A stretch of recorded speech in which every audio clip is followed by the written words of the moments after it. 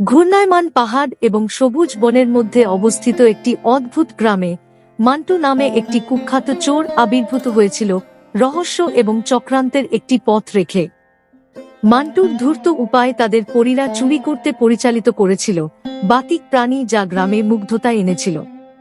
চুরি যাওয়া পরীরা গ্রামের এক প্রান্ত থেকে অন্য প্রান্তে হারিয়ে যাওয়ার সাথে সাথে সম্প্রদায়ের মধ্যে হতাশার ধারণা ছড়িয়ে পড়ে।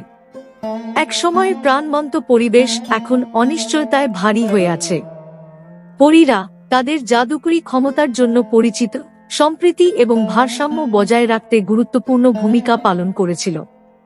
গ্রামবাসীরা এখন ভয়ানক পরিস্থিতি সম্পর্কে সচেতন, নীরব কথোপকথনে জড়ো হয়েছিল। গ্রামের জাদুকরী ভারসাম্য পুনরুদ্ধারের জন্য তারা অবিলম্বে এই সমস্যাটির সমাধান করার গুরুত্ব উপলব্ধি করেছিল। প্রবীণরা পরীদের তাৎপর্যের গল্পগুলি ভাগ করে প্রচুর ফসল, অনুকূল আবহাওয়া এবং সামগ্রিক সমৃদ্ধি নিশ্চিত করতে তাদের ভূমিকার উপর জোর দেয়। রহস্য সমাধানের জন্য গ্রাম একত্রিত হওয়ার সাথে সাথে তারা ভুলে যাওয়া মন্ত্র এবং মন্ত্র সম্বলিত প্রাচীন স্ক্রোলগুলি আবিষ্কার করেছিল।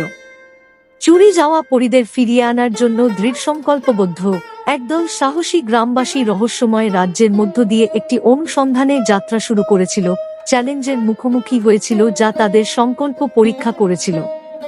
যাত্রাটি সাসপেন্সের মুহূর্তগুলির সাথে উন্মোচিত হয়েছিল, কারণ মান্টুর অধরা প্রকৃতি তাদের একটি শক্তিশালী প্রতিপক্ষ করে তুলেছিল।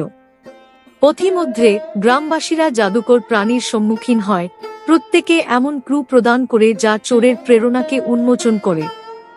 এটা স্পষ্ট হয়ে উঠল যে ব্যক্তিগত প্রতিহিংসা দ্বারা চালিত মান্টু বিশ্বাস করতেন যে পরীদের কাছে একটি দীর্ঘ হারানো গোপনীয়তার চাবিকাঠি রয়েছে।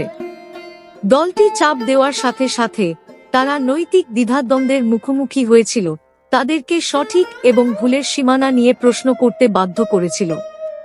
গ্রামের ভাগ্য ভারসাম্যের মধ্যে ঝুলেছিল এবং যাত্রাটি কেবল একটি শারীরিক অনুসন্ধানই নয়, মানুষের আত্মার গভীর অন্বেষণে পরিণত হয়েছিল। চুরি করা পরীরা লুকানো রাজ্যে বন্দী একত্রিত হলে তাদের সম্মিলিত শক্তি প্রকাশ করে। গ্রামবাসীরা নতুন দৃঢ় সংকল্পে উদ্বুদ্ধ হয়ে মন্টুর মুখোমুখি হওয়ার এবং পরীদের স্বেচ্ছায় মুক্তি দিতে রাজি করার একটি পরিকল্পনা তৈরি করে। একটি ক্লাইম্যাক্টিক এনকাউন্টারে গ্রামটি মান্টুর মুখোমুখি হয়েছিল, পরীদের আসল উদ্দেশ্য এবং জাদুর সূক্ষ্ম ভারসাম্যকে ব্যাহত করার পরিণতি প্রকাশ করে। আন্তরিক কথোপকথন এবং ভাগ করা বোঝাপড়ার মাধ্যমে চোরের কঠিন হৃদয় নরম হতে শুরু করে, যা মন্টু এবং গ্রামবাসী উভয়ের জন্য একটি পরিবর্তনমূলক মুহূর্তের দিকে নিয়ে যায়। শেষ পর্যন্ত চুরি করা পরীরা তাদের সঠিক জায়গায় ফিরে এসেছিল এবং গ্রামটি আনন্দিত হয়েছিল কারণ জাদুকরী সারাংশ পুনরুদ্ধার করা হয়েছিল। একসময় বিভক্ত সম্প্রদায়টি শক্তিশালী হয়ে উঠেছিল, একতা, সহানুভূতি এবং তাদের বিশ্বের সূক্ষ্ম আন্তঃসম্পর্কের গুরুত্ব শিখেছিল। পুনরুজ্জীবিত গ্রামের উপর সূর্য অস্ত যাওয়ার সাথে সাথে পরীদের প্রতি কৃতজ্ঞতা এবং শ্রদ্ধার একটি নতুন অনুভূতি ফুটে উঠল।